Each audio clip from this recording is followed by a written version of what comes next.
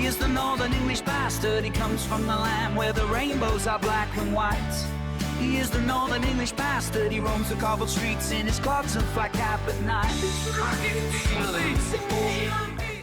Hello, you beautiful bastards, and welcome to my so-called show. What do you get when you get a likeable cast, a very talented writer-director, and get them involved in making a faithful version of a Stephen King novel that was loosely adapted into a dumb but fun actioner with the Animan himself? Well, you get this. Okay.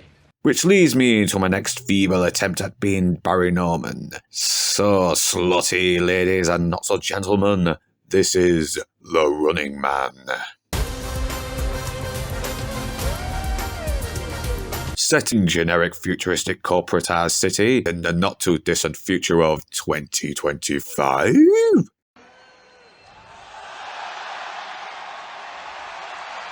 What? The Running Man sees a man called Ben, played by Glenn Powell, who's desperately looking for a job after taking a hit on an incident that could have led to his colleagues losing their jobs. Not only that, his son is in dire need of medical attention, which he can't afford, and after an incident that catches the attention of dodgy corporate head cliché played by Josh Brolin, who sees something in him, Ben is convinced to join the survival reality show called The Running Man. The rules are simple. You give him money to use to seek shelter, provisions, etc., update your audience, keep out of sight from any civilians who could compromise you, and most of all, survive the next 30 days. But later on, he discovers a conspiracy that could topple the entire system if exposed, and with the network manipulating his footage to make him appear even more psychotic and hunters out to pop a cap in Ben's well-toned ass, will Ben succeed? Like I said earlier, this is a movie that had everything going for it, and sadly the results were... And this is the second Stephen King adaptation in the space of 2 months that hasn't been well received. But I didn't hate it as much as some people did, but I didn't fully like it either.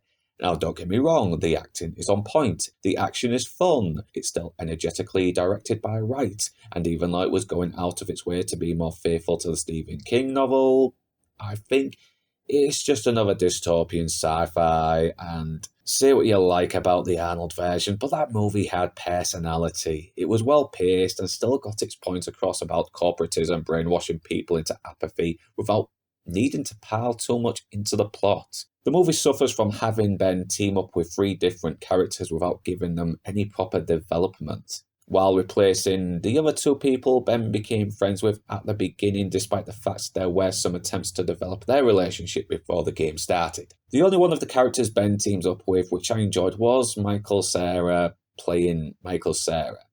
Even though he does the stupid thing of calling in the stormtroopers, endangering Ben more just so he can seek revenge on the stormtroopers for killing his father, instead of just letting Ben get to a safe distance before calling them in and going home alone on their asses. But it was still a fun scene activating these traps on these bastards, but I still couldn't help but be bothered about how irrational his character was being.